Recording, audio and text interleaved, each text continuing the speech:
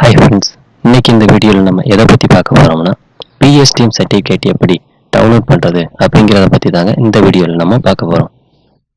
நீங்கள் Google chrome வச்சுருந்தீங்கன்னா open பண்ணிக்கோங்க.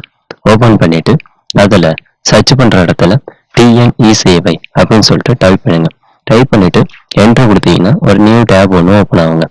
அந்த நியூ டேப்பில் ரைட்டாக கீழே வந்தீங்கன்னா அப்ளிகேஷன் செக் ஸ்டேட்டஸ்ன்னு இருக்குங்க. அதை ஒரு சிங்கிள் கிளிக் பண்ணிங்கன்னா ஒரு நியூ டேப் ஒன்று ஓப்பன் ஆகுங்க. அந்த நியூ டேப்ல சர்வீஸ் நேம் கொடுத்துருப்பாங்க, கமிஷனரி ஆஃப் ஸ்கூல் எஜுகேஷன் சொல்லிட்டு. அது பக்கத்துலேயே பார்த்தீங்கன்னா அப்ளிகேஷன் நம்பர் கேட்டிருப்பாங்க. இந்த அப்ளிகேஷன் நம்பர் பார்த்தீங்கன்னா நீங்கள் பிஎஸ்டிஎம் சர்டிஃபிகேட் அப்ளை பண்ணப்போ ஒரு ரிசிப்ட் ஒன்று கொடுத்துருப்பாங்க. அந்த ரிசிப்டில் இருக்குங்க. இதுதாங்க அந்த ரிசிப்ட். இந்த ரிசிப்டில் பார்த்தீங்கன்னா டிபார்ட்மெண்ட் ரெஃபரன்ஸ் நம்பர்னு சொல்லிட்டு ஒரு நம்பர் ஒன்று கொடுத்துருப்பாங்க. அந்த நம்பரை நோட் பண்ணிக்கோங்க. நோட் பண்ண அந்த நம்பரை அப்ளிகேஷன் நம்பர்னு சொல்லிட்டு ஒரு பாக்ஸ் இருக்கு பாருங்க, அந்த பாக்ஸில் டைப் பண்ணிக்கோங்க.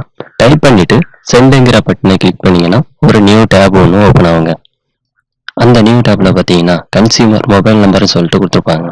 நீங்கள் பிஎஸ்டிஎம் சர்டிஃபிகேட் அப்ளை பண்ணப்போ என்ன மொபைல் நம்பர் கொடுத்துருந்தீங்களோ அந்த மொபைல் நம்பர் அதில் இருக்குங்க. அதை கீழே பார்த்தீங்கன்னா கன்சியூமர் நேம் கொடுத்துருப்பாங்க. நீங்கள் யார் பேருக்கு அப்ளை பண்ணீங்களோ அந்த நேம் இருக்குங்க. அதை கீழே பார்த்தீங்கன்னா அப்ளிகேஷன் ஸ்டேட்டஸ்ன்னு சொல்லிட்டு இருக்குங்க. அதாவது நீங்கள் அப்ளை பண்ண பிஎஸ்டிஎம் சர்டிஃபிகேட் அப்ரூவ் பண்ணிட்டாங்களா, ரிஜெக்ட் பண்ணிட்டாங்களா, இல்லை அப்ளிகேஷன் பெண்டிங்கில் இருக்கா அப்படின்னு சொல்லிட்டு அதில் கொடுத்துருப்பாங்க. இதில் பார்த்தீங்கன்னா அப்ளிகேஷன் அப்ரூவ் பண்ணிட்டாங்க. அதை கீழே பார்த்தீங்கன்னா சர்டிஃபிகேட்டுன்னு கொடுத்துட்டு அதுக்கு நேராக டவுன்லோட் சர்டிஃபிகேட்டும் இருக்குங்க. அதை ஒரு சிங்கிள் கிளிக் பண்ணிங்கன்னா ஒரு நியூ டேப் ஒன்று ஓப்பன் ஆகுங்க.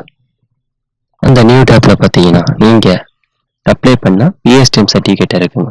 அந்த சர்டிஃபிகேட்டை டவுன்லோட் பண்ணுறதுக்கு மேலே பார்த்தீங்கன்னா டவுன்லோடுங்கிற பட்டன் இருக்குங்க. அதை ஒரு கிளிக் பண்ணிங்கன்னா எந்த லெக்கில் டவுன்லோட் பண்ணணும் அப்படின்னு சொல்லிட்டு கேட்குங்க.